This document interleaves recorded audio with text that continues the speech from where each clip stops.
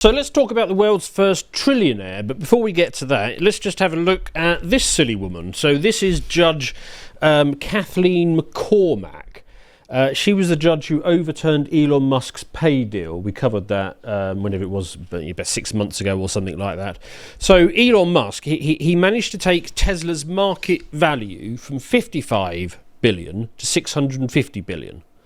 So he made Tesla 600 billion. Do you know how much he got paid for it? Minimum wage. Yes. Basically nothing. Right? Yes. He got paid minimum wage for it thanks to this woman. Basically, because the Tesla shareholders had a deal with Elon, which is you can, if you create enormous amounts of upside, you can have a small percentage of it. And she basically decided that no, you can't, and she stopped it. She did, however, award the lawyers who brought the blocking action $350 million. Pure friend enemy, then. Yes, pure friend enemy. Now, it's interesting in her case. She's an example because, I mean, since then, it's basically demonstrated that in Delaware, it is no longer the case that what the shareholders vote for is what they get. It's what a lefty liberal judge gets. And so you've had Andreessen Horowitz, you've had TripAdvisor, Dropbox, Mercalibra, which is a huge South American e-commerce firm, Roblox, Figma, OpenAI are rumoured to go. They're all flocking out of Delaware. So basically a system that took 100 years to build was ruined in the space of the afternoon by one spiteful liberal woman. So anyway, that is, I think, worth recapping on, because a new pay deal has been agreed. So he's basically said, okay, look, fair enough. Oh, look, we've got the pork scratchings.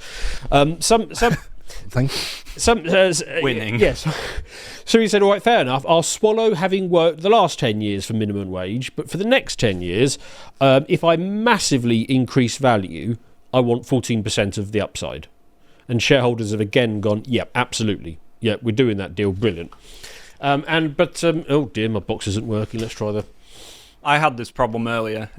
If you just unplug it and plug it back in. You try that. You try the unplugging. That actually works.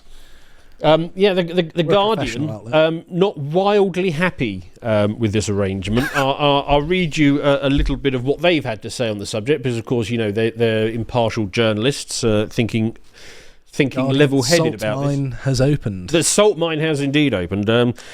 Musk's staggering compensation is comparative with the GDP of entire countries, exceeding that of Ireland, Sweden and Argentina.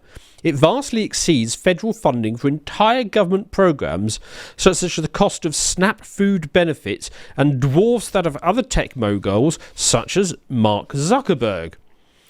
Elon Musk just got $1 trillion for failure. Sales are down, safety risks are up, and his politics are driving customers away. This isn't leadership. This is the world's most expensive participation trophy. So yes, not wildly. No, not glowing. Not glowing. No, they don't seem to go for this. I definitely would trust Elon to spend that money on productive things for humanity, America, the West, far more than I would most government treasuries. Yes, or indeed the Guardian. West. Yes, I'll have a quick scroll down to the bottom of the article. Oh, what, where they're begging for money? Yeah, the bit where they're begging. I've lost my mouse. Oh, it's on the left. There you go. There we go. Let's get down to it. There's always a bit at the bottom where it's like, oh, here we go. Yeah. Give us money, please. The Guardian literally just doing the... Yes, because despite getting a massive endowment from some, whatever it was, 19th century industrialist, they can't make money every year. They've never turned a profit. No, they've never turned a profit. But no, of course, they're going to have a pop at Musk. This guy is also a nice example of it. In fact, before I go any further, let's just click on the profile picture. Give us a... There we go. Ah, yes. So this fedora wearing soy face. His take... His take is Elon threatens to rage quit Tesla if he doesn't get his $1 trillion payday. And they've got a picture of a crying Elon. Question to you, Joe. If the deal was that you get to work for another 10 years for minimum wage, would you do it? Or would you... I think Musk can command a higher salary than minimum wage somewhere else. So there is that. And his brilliant take was, I suggest that General Motors' Mary Barra should replace him. Right. Okay. Let's just examine that claim, shall we? So Mary Barra of General Motors Over the last 5 years, the stock is down 9%. Okay. At Tesla, it's up 225%. So no, I don't think Mary Barra is the right replacement. I mean, this shows just how bloody difficult it is to actually make money with electric vehicles. Basically nobody apart from Tesla has ever done it. So all of these companies up and down here, a whole bunch of Chinese firms, and Ford and Rivian and General Motors and all the rest, they've all had a go at trying to do electric cars, and well, they can't, not without losing money hand over fist. Well, I think part of the problem is that a lot of them are pre-existing petrol or diesel manufacturers, and to be able to make these sorts of cars, as I understand it, this is a sort of almost a lay view of it, but it's a production of scale thing. Tesla pretty much only makes electric cars, and therefore they can do it quite well. Whereas if you make a combination of both, it's harder to make both work right, because you can still turn a profit on petrol or diesel cars. I know that the government's trying to disincentivize people buying them, but there's certainly a market for them, and people do want them, and they can be profitable, as far as I understand, at least. Well, I mean, a finely detailed point, but the cars themselves aren't that profitable, but the after sales are. And that's effectively where the margin's been driven to on traditional cars.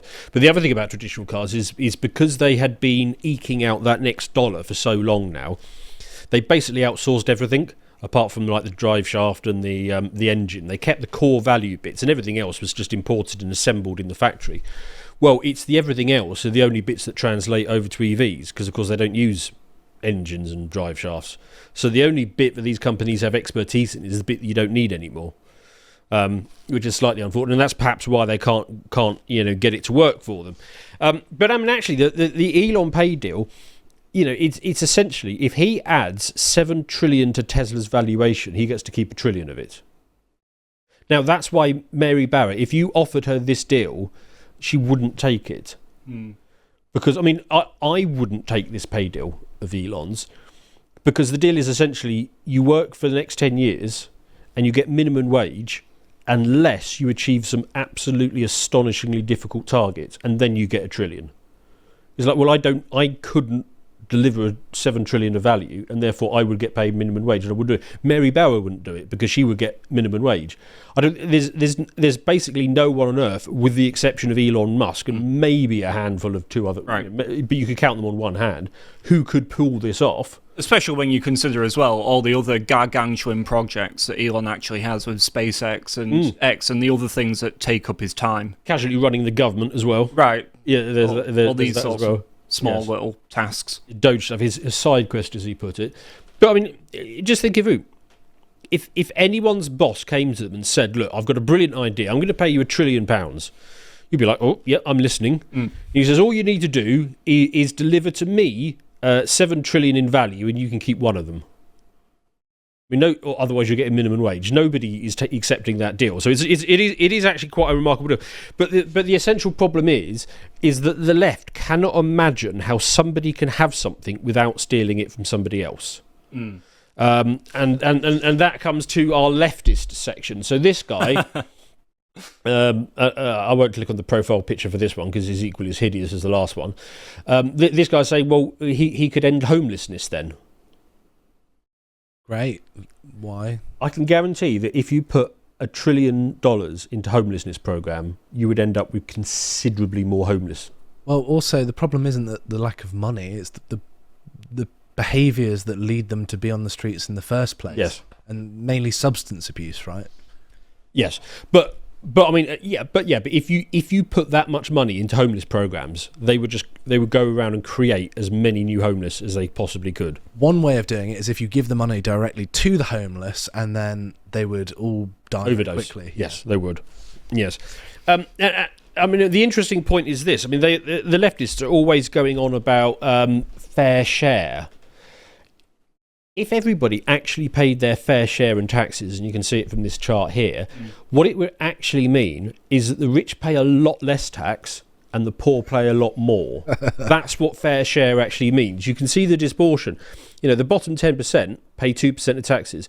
The top 1% pay 46% of all taxes. Astronomical. Yes. And also, the people who are the most economically productive and earn the most money, most of the time at least, tend to be the people who are most savvy with their money and are most useful to have money in their hands in the economy, because they know how to, put it into places that are actually productive and useful. Well, normally they're creating jobs. Exactly. I mean, that's a big part of it. This guy, I thought was interesting. He is he describes himself as an economist, analyst, and journalist, and he's got 300,000 followers on Twitter. And he was getting confused because he was saying, "Look, Tesla has 7 billion of net income. They can't afford to pay him $1 trillion. This is really, really stupid and defies basic maths and reality itself." None of these guys are getting that he hasn't just been paid $1 trillion in cash. He's going to get share options worth $1 trillion after he makes Tesla $6 trillion. But no, they simply cannot get their head. In fact, the left genuinely thinks that it is this. That is basically just a stock of cash. And for those of you who are at least older millennials, you might even remember this. Of course. Scrooge McDuck. I mean, that is genuinely how the left thinks money works. That it's just a big vault somewhere. And it's always bugged me, this, because he would almost certainly break his neck diving. Yes. Gold is dense. I've thought about diving into pits of gold many times, and it just wouldn't work. No, it wouldn't. But also, their understanding of how being either a multi-millionaire or a billionaire is so misguided, because they think that they just have it in a vault somewhere, like it's Harry Potter or something, where stored in 50,000 wallets. Exactly, or like actual gold coins in a secretive vault somewhere, when actually it's normally tied up in assets, because that's how you deal with your money. That's how you deal with money in an intelligent way, is you reinvest it to beat things like inflation, right? Because if you have it just sat somewhere, it's just depreciating in value. That's stupid. I mean, this is the thing. In order to become a trillionaire, you have to provide so much value to billions of people, millions of people at least, that your small part of that, but it's an enormous amount of value that you created. And no, they don't get it. MSP, so Scottish Member of Parliament Gillian Macquarie, thinks that trillionaires shouldn't exist. Even the idea is utterly obscene. Yeah, but you don't get to be a trillionaire unless you provide enormous value. So that. if you're in Zimbabwe, you've got to be considerably poorer. Well, yes. I mean, that's a good point. If people like Gillian were in charge, actually everybody would probably be a trillionaire. Because of inflation. And impoverished at the same time. Yes. But no, of course, she doesn't understand that. The Green Party. Tesla have approved a $1 trillion pay packet for Elon Musk. That's 20 billion times more than a nurse in the UK earns. Don't let anyone tell you immigrants or disabled people are the problem. It's the richest 1% hoarding all the wealth. Not hoarding it. It's underneath Elon's bed. He's just got a really big bed. I mean, and also, bear in mind, this is the party that has a decent shot of becoming the next government of the UK and being in charge of our national finance. And their maths are out by 1,000%. It's not 20 billion times more than a nurse is. It's 20 million times more than a nurse. Yeah, it was hilarious seeing all the reactions to this. It's like, wow, not only are you economically illiterate, you're also enumerate as well. Yes. In one tweet. It's amazing how much stupidity they could get into such a concise format. And look, there is a reason for it as well. If you got together 20 million nurses, you wouldn't end up with a colony on Mars or reusable rockets or self-aware robots. So, I mean, that's the reason why it's only... So, wouldn't, basically a third of the population of the UK have to be nurses now? Yes, all furiously working on that Mars colony. Don't think of it. And the bizarre thing about it is this whole lefty narrative is that Elon Musk is the largest taxpayer in all of human history. I mean, he paid 11 billion in one go once. Ouch.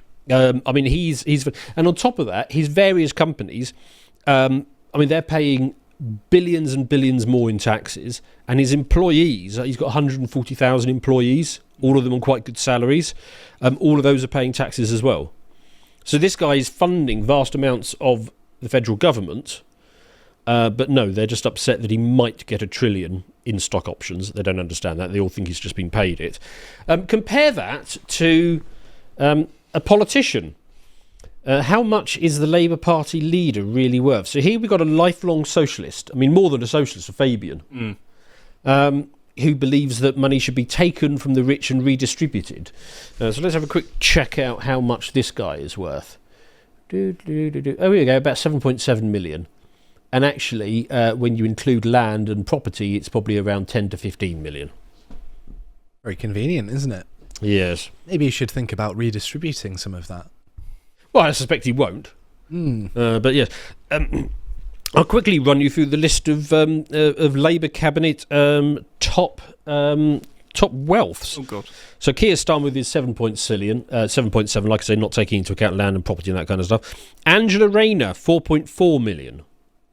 She started out in a council house as well. Yeah, so and I wonder how she managed to get that on her salary. Maybe she's been inventing stuff on the side. Wasn't she 16 and pregnant at one point in a council house? And to 4.4 million, she must be phenomenally intelligent and good at business. Maybe she's doing lots and lots of overtime at Westminster. Maybe, yeah. Possibly. Just really hard working, I'm sure. Rachel Reeves, she's the lowest on our list with only 2 million. Now, I mean, that makes sense because she's economically illiterate and she is, of course, a chancellor. I was going to say, of course, she's the lowest on the list. But still, how did she? I mean, her understanding of money is incredibly backward. How did she end up with 2 million? I don't know. She needs to call up Nancy Pelosi. She's an expert investor. Well, she's ahead of all the markets. She just seems to know which stocks to invest in before anyone else. Yes. It's phenomenal, really. David Lammy, 5 million. How did David Lammy end up with 5 million? Yvette Cooper, 4.5 million, and Ed Miliband, 15 million. Well, at least I understand where he got his money from because it's inherited. But the rest of them... and I'd just like to ask this question. Can you imagine if politicians' compensation packages were only payout on deliverables? You know, here's my manifesto. Wonderful turn of events, wouldn't it? Because politicians would just leave office bankrupt almost every time. Yes. That'd be great. Well, yes. Up until the 1920s, members of parliament in Britain weren't paid. You did it for free. The idea, of course, was that you were already elderly, successful, you'd been out into the world, you understood basic economics, and how to create wealth, and then as a means of giving back to the community, you would, for free, use that expertise to represent them. But now, of course, what we have is an MP's salary being about 80,000 a year. So actually what you're doing is you're just going straight from university and going, 80,000 quid a year, that's cushy, that'll set me up as a nice thing just straight after uni, or after going through the party system for a bit. And so they just don't have the worldly expertise of the older class of member of parliament that we used to have. 100%. So, I mean, the quick details on this plan. So it's 100% stock option. There's not a penny in cash. And it's 15 tranches that he needs to hit, and they're all really ambitious, things like driving up profits and cash flow and all the rest of it. It could raise his stake from about 15% to about 25%. And the reason he says he wants that is because he has always been concerned about AI, and if he's going to create an AI company, he wants to have control, because quite frankly it's a bit concerning. He think they're probably going to kill us all, but since they're coming anyway, he might all seen Judgment have control. We all know what's coming. Yes. He needs to raise Tesla's market cap from about 1.3 trillion to 8.5. That's huge as well. I mean, it's enormous. Very ambitious. I mean, that is. I mean, the rise is more than any company's worth at the moment. So it is an extraordinarily ambitious plan, and that's why, if anyone else in the world was offered this compensation scheme, unless you can't do better than minimum wage, you should turn it down. I mean, it is a remarkable thing he's trying to go for. Oh, and plus, it's dependent on putting out in main fashion self-driving cars and robot butlers. So if he gets paid this trillion, you have a car that will drive you to work and a robot butler who will do your laundry for you. So, I mean, I kind of like that world. And we have a robot nurse as well, so we don't have to give... Yes. Well, go on. As long as they don't stab you. Shareholders... Well, that's the other thing. The UK government, because they don't want to do remigration, their only other choice is to get one of these robots to basically walk around the immigrants all day long to make sure they don't stab anyone. So, I mean, the British government should be a big buyer of these things. You might suggest. Just the robots keeping them away from the horses at horse guards, just Yes. pushing them away. Of course, even though shareholders backed it 3-1, some of the investment groups didn't like it. Institutionals, ISS, Glass Lewis, etc., were calling it excessive and it entrenches Musk control and all this kind of stuff. The people who came out against most strongly were the ESG types. Now, ESG. I'll ask you those at home. What do you think ESG is all about? I mean, I think everyone's understanding of it is obviously environmental, social, and governance. It's one of those green schemes, isn't it? It's one of those schemes where you make sure that companies are environmental. I'll tell you what they really are. It's a way of laundering oil companies to make them investable after you've brought in an eco-mentalist mindset. So I'll give you this. These are the ESG scores for ExxonMobil. It's 43. The ESG score for Chevron, big oil company, 30. The ESG score for Tesla, which makes electric cars, 24. I wonder if there's a political element to this, by any chance. There is a bit of that. So, yeah, I mean, it's the extraordinary thing that he has to do. So the last time he had one of these pay schemes would have been about back here, and he took the share price from about, from something about 12 pence up to, $12 up to 445. And if he collects on his trillion, that share price will be north of 2,500. So it's a pretty nice return. So this brings me ultimately to my concluding point. And you might think I'm going at a little bit of a tangent when you watch this, but you'll see where I get to. Let me just play you this. Chloe's the sweetest dog in the world. She goes to work with me. She works out with me.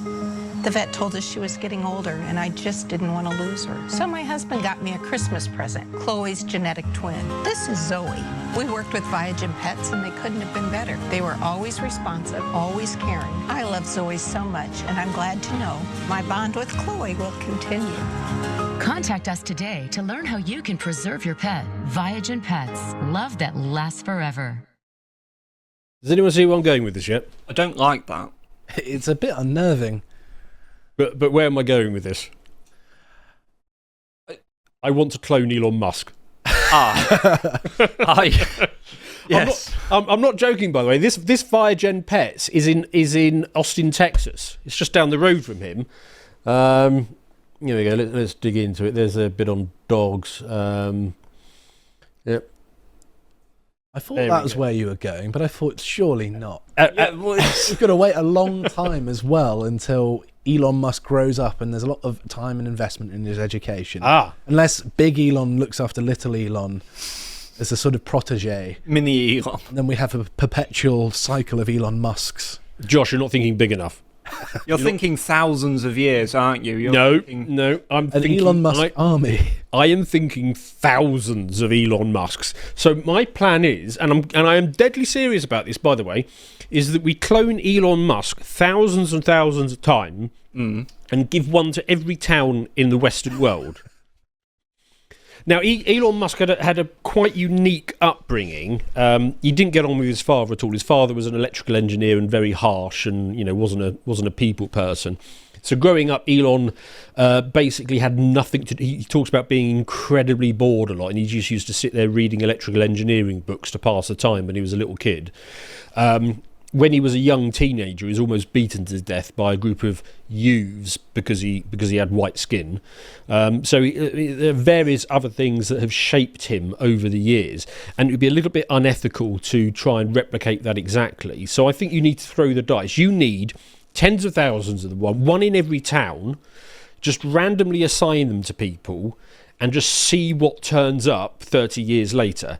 Now, if you do this plan, I have to admit you will get the occasional supervillain. Right. But hopefully, on balance, you'll get a lot of good stuff out of it as well. What about the sort of humane aspect of sending a young Elon, young cloned Elon to somewhere like Bradford? Yeah, what about young Elon's human rights? No, Bradford should get one as well. Even Bradford should get one. Just randomly assign him, see what happens. Could possibly change the world for the future. So, as far as I'm concerned, well done, Elon. I hope you do make that trillion, because I'm a Tesla shareholder, and you're going to make me quite a lot of money if you do. Yes, well done. Carry on, sir. Can have Elons for eons. If you would like to watch the full uncut version that is also uncensored, head on over to lotuseaters.com to find out more.